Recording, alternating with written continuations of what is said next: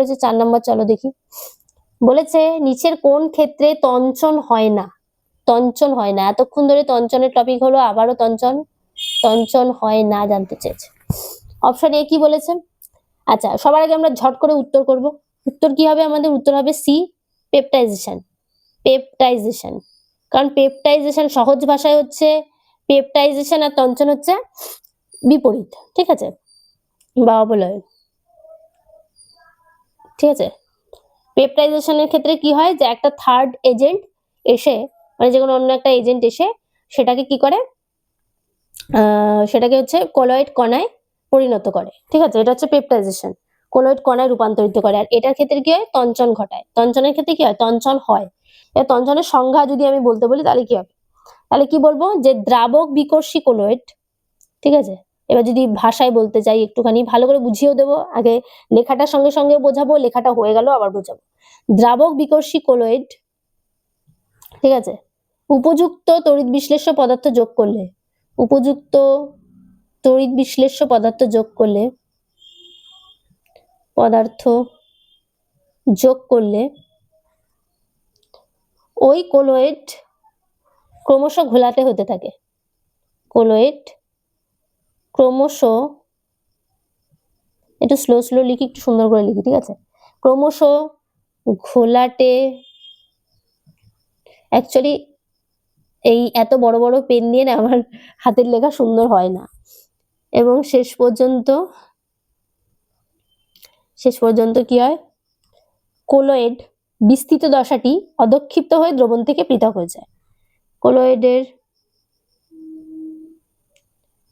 বিস্তৃত দশাটি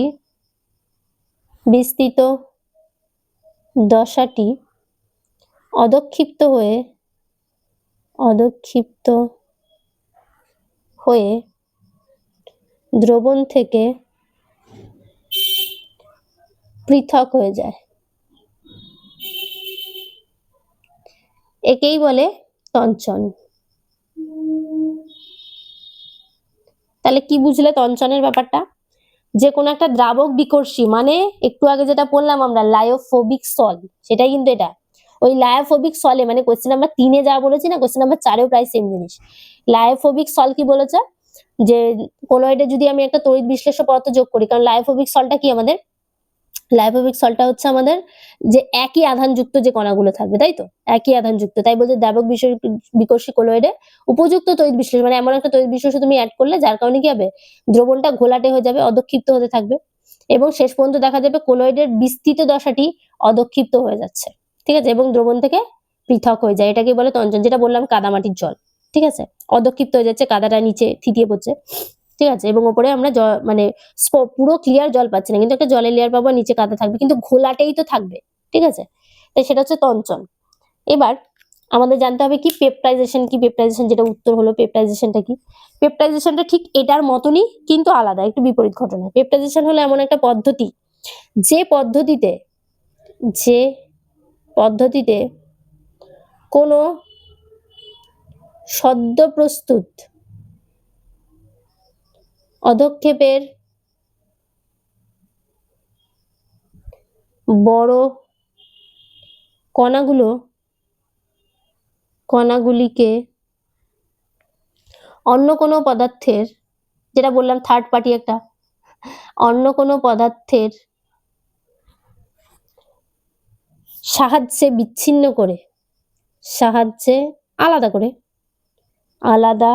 করে কলয়েড কণায় রূপান্তরিত করা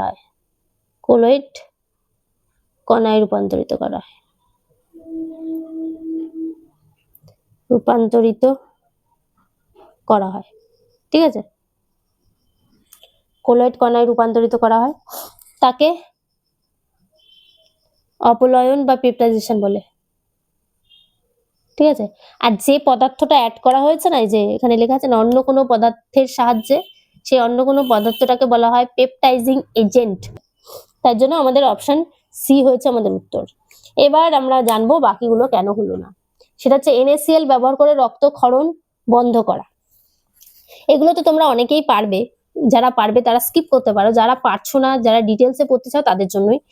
যাদের মনে হচ্ছে যে না আমি একটু বেশি ডিটেলসে বলছি তারা একটু স্কিপ করতে পারো, অসুবিধা নেই, তোমরা মেন জায়গাগুলো দেখে নাও, ঠিক আছে। যেমন হচ্ছে রক্ত নিজেই একটা কোলয়েডীয় দ্রবণ, ঠিক আছে, অপশন এ রক্ত একটা কোলয়েডীয় দ্রবণ, কোলয়েডীয় দ্রবণ, ঠিক আছে।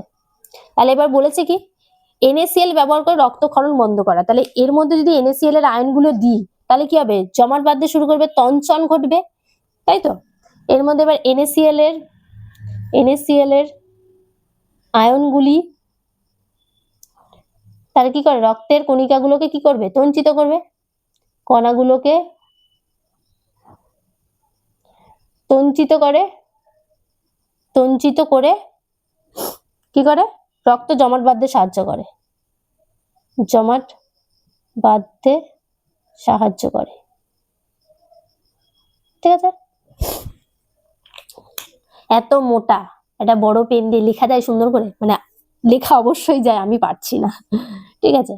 তো এটা যেহেতু নিজেই একটা কোলয়েডীয় দ্রবণ, ঠিক আছে, তাহলে কি হবে, এর NaCl এর আয়নগুলো কি হবে, যে এর মধ্যে দিয়ে দেবো সঙ্গে সঙ্গে কি হবে, তঞ্চিত করতে শুরু করবে, জমাট বাঁধতে শুরু করবে, তাই জন্য এই উত্তর নয়, সে তো তঞ্চন ঘটালো, এবার বলেছে না তঞ্চন হয় না, ঠিক আছে। বি কি বলেছে, বদ্বীপ গঠন, বদ্বীপ গঠনটা তো সবাই জানো আশা করি, তবুও বলছি, ওই নদীর জলের কাদামাটি, ঠিক আছে, নদীর জলের কাদামাটি হলো কলয়েড কণা, ঠিক আছে। এবার বদ্বীপ গঠন মানে কিভাবে হয়, সমুদ্রের জলের তড়িৎ বিশ্লেষ্য স্পেসিফিক্যালি NaCl ওই কণাগুলির তঞ্চন ঘটায় এবং বদ্বীপ তৈরি করে, এর ফলেই বদ্বীপ তৈরি হয়, ঠিক আছে, বদ্বীপ তৈরি হয়। তো নদীর জলের এখানে কাদামাটি রয়েছে এবং সমুদ্রের জলের মধ্যে যে তড়িৎ বিশ্লেষ্য কণাগুলো থাকে সেগুলো কি করবে, এর মধ্যে যখনই আসবে আরো তঞ্চন ঘটে, ফলে বদ্বীপ তৈরি হয়। তাই জন্য বিও আমাদের উত্তর হয়নি, তঞ্চন ঘটে, তঞ্চন ঘটে না জানতে চেয়েছে। সিতে যাই, সি কি বলেছে, সিটা তো আমাদের উত্তর হয়ে গেছে। ডিটা কি বলেছে চলো দেখিনি, ডি বলেছে পুকুরের জলকে পটাশ অ্যালাম দ্বারা শুদ্ধিকরণ, ঠিক আছে। পটাশ অ্যালামের মধ্যে কি থাকে,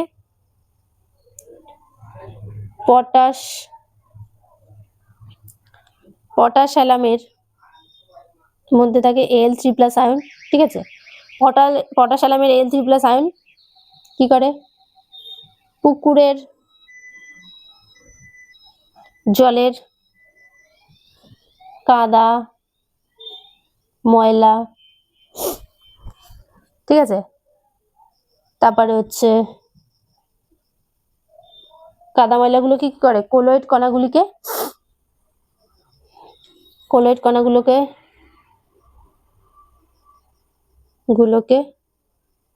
তঞ্চিত করে নিচে ছিটিয়ে দেয়, তার মানে কি পড়লো, যার কারণে তঞ্চন ঘটলো, ঠিক আছে। সেজন্য আমাদের ডি উত্তর হয়নি, ওকে। তাহলে আমাদের সঠিক উত্তর কি হলো, অপশন সি। এবার আরো একটা সহজ এক্সাম্পল আমার হঠাৎ করে মাথায় এলো, সেটাও তোমাদেরকে বলি। কোয়াগুলেশন মানে তঞ্চন আর পেপটাইজেশনের একটা খুব সহজ এক্সাম্পল, যেটা এক্সাম্পলটা বললে তোমরা কখনোই এটা আর ভুলবে না। সেটা হচ্ছে, আমরা একটা জিনিস আমরা পড়েছি যে ছানা তৈরি করা, ঠিক আছে, ছানা তৈরি হচ্ছে তঞ্চন, ঠিক আছে। আর পেপটাইজেশন হচ্ছে ছানাটাকে আবার তরলে রূপান্তরিত করা, সেটা হচ্ছে পেপটাইজেশন বা অপলয়, ঠিক আছে। এর থেকে সহজ এক্সাম্পল কিছু হয় না, কারণ কি, দুধ থেকে তোমরা ছানা পাই, তো দুধ হচ্ছে একটা প্রাকৃতিক কলয়েড। এবার দুধের মধ্যে যে আমরা লেবুর রস দিয়ে দেবো, সঙ্গে সঙ্গে দুধ কেটে কি হয়ে যাবে, ছানা তৈরি হয়ে যাবে। এবার এই লেবু রসের মধ্যে কি আছে, অ্যাসিড আছে, এবং দুধের যে প্রোটিন কণার মধ্যে যে চার্জটা আছে সেটাকে নষ্ট করে দিচ্ছে এবং জমাট বেঁধে যাচ্ছে। এগুলোর এক্সাম্পল দিয়ে তো আমরা বুঝলাম, অনেক উপায়ে বুঝলাম। এবার আরো একটা পার্থক্য তোমাদেরকে বলে দিই, কারণ পার্থক্য রিলেটেড কোয়েশ্চেনও দেয়। তার মানে কি হবে, অদক্ষেপ যদি কোলয়েডীয় কণায় রূপান্তরিত হয়, পেপটাইজেশন কি হবে, অদক্ষেপটা কিসে রূপান্তরিত হচ্ছে, কোলয়েডীয় কণায়, কোলয়েডীয় কণায়, তাই তো, এটা হচ্ছে পেপটাইজেশন। আর এটা হচ্ছে কোলয়েডীয় দ্রবণকে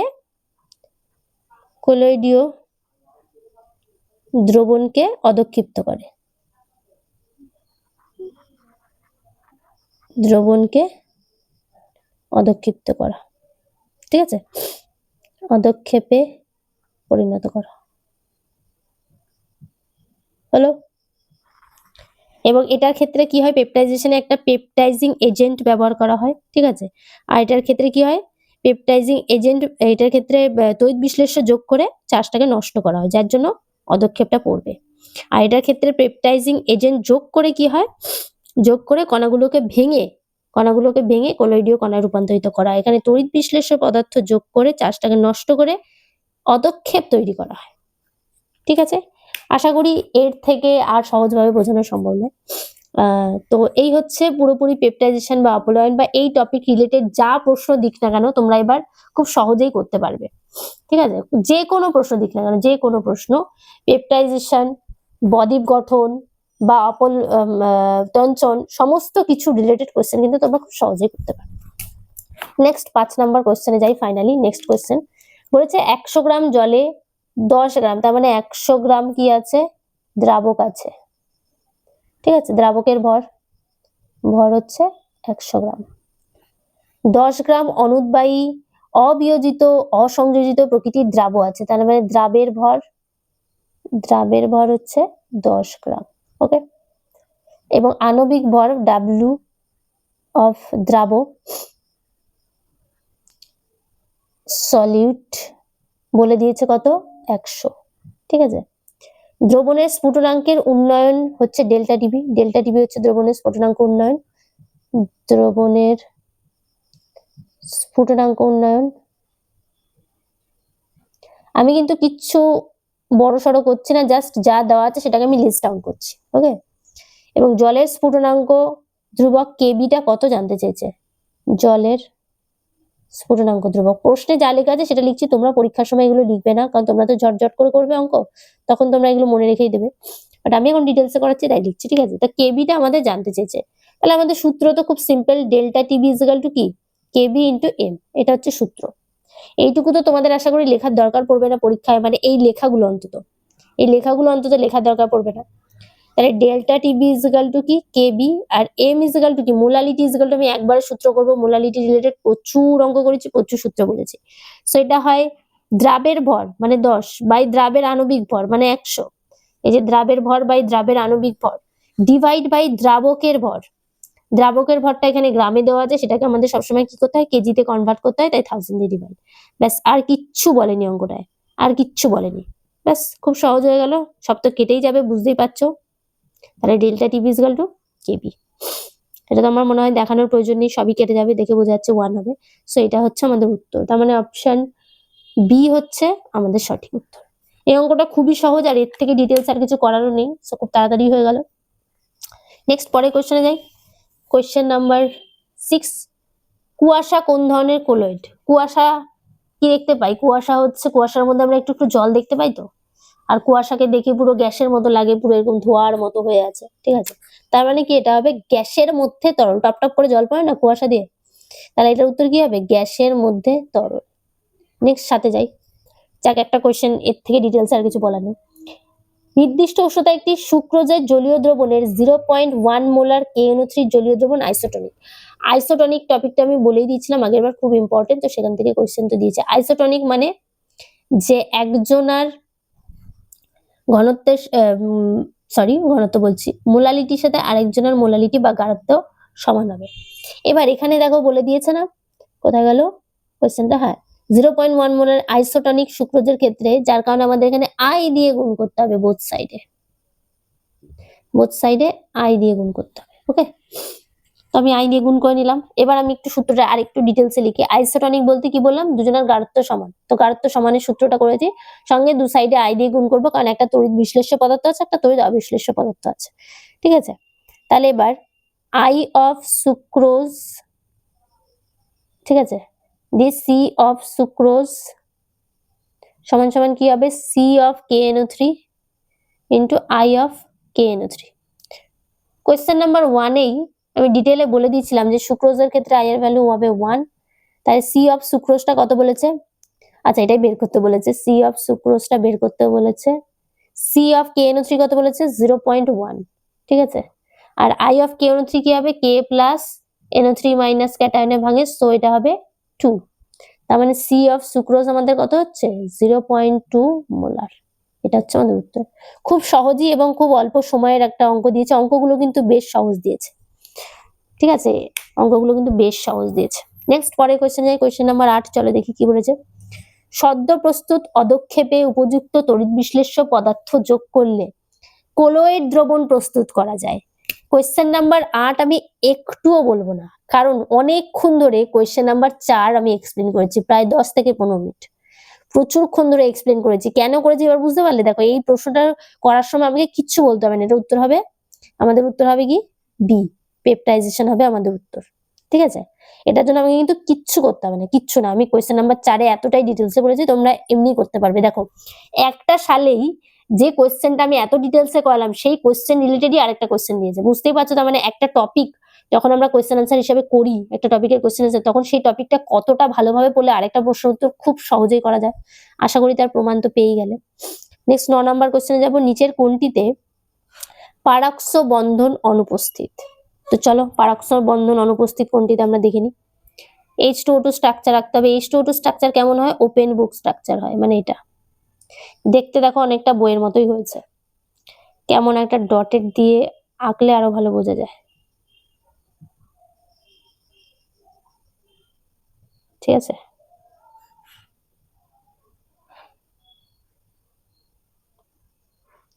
এইটাকে ধরো ডটেড এখানটা দিয়ে, দেখো ওপেন বুকই লাগছে, একটু মানে বিচ্ছিরি লাগছে আঁকাটা, বাট ওরকমই ওপেন বুক স্ট্রাকচারই লাগছে, যে বইটাকে এইভাবে খুলে দিয়েছি, ঠিক আছে।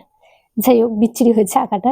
নেক্সট অপশন এ, তাহলে অপশন এর মধ্যে পারক্স বন্ড আছে, পারক্স বন্ড কাকে বলে, এই ও বন্ড, ওটাকে বলা হয় পারক্স বন্ড, ঠিক আছে।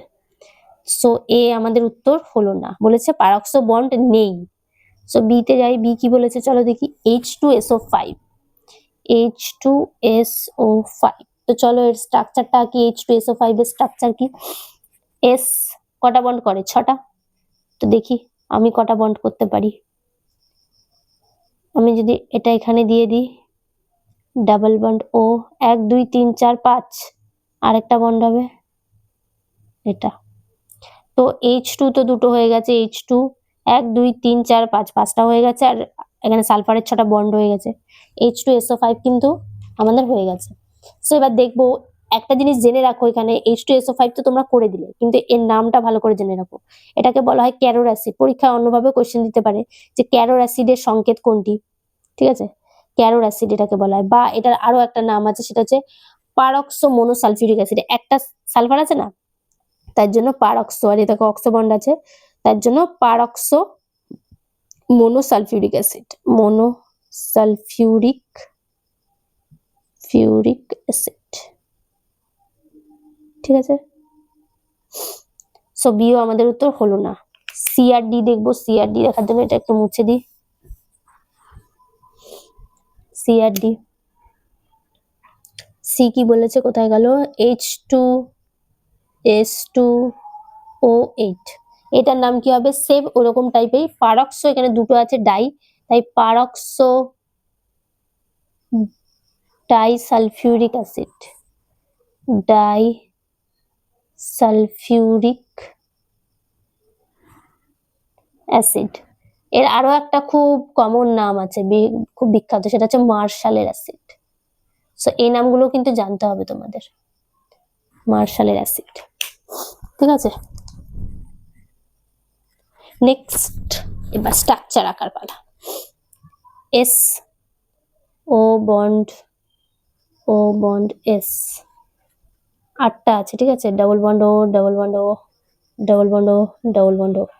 আগেরটায় 5টা ছিল, তাই জন্য আমি মাঝখানে দিইনি। এবার 8টা আছে, তার জন্য মাঝখানে দুটো ও দিয়ে দিলাম। OH OH, দেখো দুটো হাইড্রোজেন হয়ে গেছে, সালফারের 6টা করে বন্ড হয়ে গেছে, অক্সিজেন দুটো হয়ে গেছে, 1 2 3 4 5 6 7 8, ঠিক আছে। নেক্সট ডি যাবো, তো এটাও আমাদের উত্তর হলো না, কারণ এই যে পারক্স বন্ড আছে। নেক্সট তাহলে অবভিয়াসলি ডি আমাদের উত্তর হবে H2S2O7।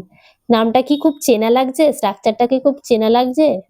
ক্লাস 10-এ তো প্রচুর পড়েছো, সেটা হচ্ছে ওলিয়াম, বা এর আরেকটা নাম কি, পাইরো সালফিউরিক অ্যাসিড, দুটোই তোমরা পড়েছিলে, পাইরো সালফিউরিক অ্যাসিড। এর আরেকটা নাম কি বলবো, die sulphuric acid, die sulphuric acid, ঠিক আছে। এতগুলো নাম আছে এর। তো এবার স্ট্রাকচারটা আঁকি, চলো। এখানে দেখো 7টা অক্সিজেন আছে, এখানে কটা ছিল 8টা, তার মানে এখানে দুটো বন্ড হবে না, জাস্ট এখানে একটা বন্ড হবে, ব্যাস, তাহলে বাকি সব সেম। ওকে, তাহলে এটার মধ্যে পারক্স বন্ড আমাদের নেই, এটার মধ্যে শুধু ও আছে, তো তাই ডি হয়েছে আমাদের উত্তর। নেক্সট পরের কোশ্চেনে যাবো।